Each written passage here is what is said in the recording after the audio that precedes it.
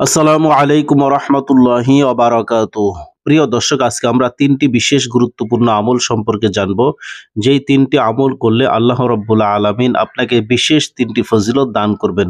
প্রিয় দর্শক, ভিডিওটি না টেনে না কেটে শুরু থেকে শেষ পর্যন্ত দেখতে থাকুন। আশা করি আপনি ফজিলতগুলো সম্পর্কে জানতে পারবেন। প্রথম আমলটি হচ্ছে, মাত্র 1 মিনিটের আমলে 3 খতম কোরআনের সওয়াব লাভ করবেন ও কয়েক কোটি নেকি লাভ করবেন।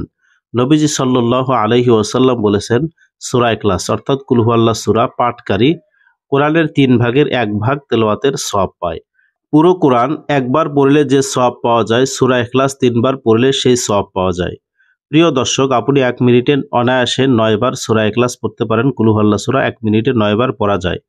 তার মানে 1 মিনিটে আপনি 3 খতম কোরআনের সওয়াব পেয়ে গেলেন। সুবহানাল্লাহ।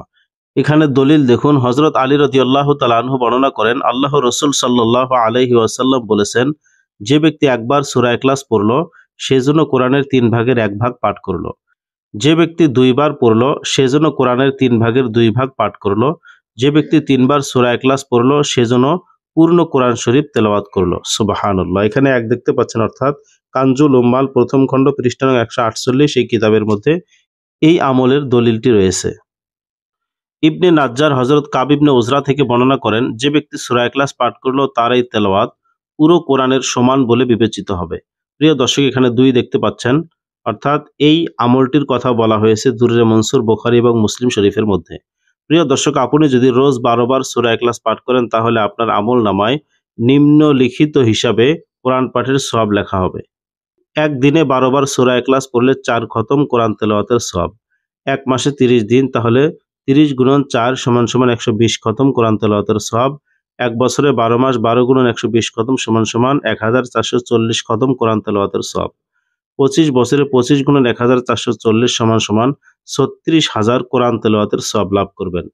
প্রিয় দর্শক, পবিত্র কোরআনে 3,33,671টি হরফ আছে। একটি হরফের তেলাওয়াতে 10টি করে নেকির ওয়াদা আছে। কাজেই 36,000 বার কোরআন তেলাওয়াতের ফলে 12,000 নেকি আপনি পেয়ে যাবেন। আর এটি শুধু রোজ 1 মিনিটের কামাই। দ্বিতীয় আমলটি হচ্ছে, মাত্র 10 মিনিটের আমলে জান্নাতের টিকিট লাভ করবেন।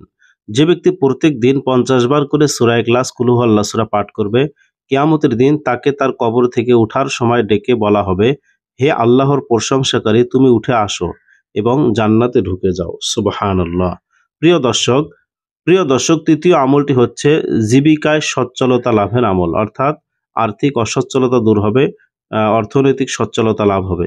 হযরত আবু হুরায়রা রাদিয়াল্লাহু তাআলা আনহু থেকে বর্ণিত আছে, আল্লাহর রাসূল সাল্লাল্লাহু আলাইহি ওয়াসাল্লাম বলেছেন, যে ব্যক্তি নিজের ঘরে প্রবেশের সময় সূরা ফাতিহা মানে আলহামদুস সূরা, সূরা ইখলাস, কুল হুয়াল্লাহ সূরা পাঠ করে, আল্লাহ তাআলা তার থেকে অভাব অনটন দূর করে দেন এবং তার ঘরে কল্যাণ ও বরকত বেড়ে যাবে।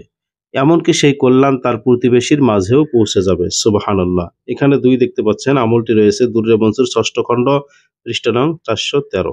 আল্লাহ রাব্বুল আলামিন আমাদেরকে উক্ত 3টি আমল খালেস নিয়তে আমল করার তৌফিক দান করুন। আমিন।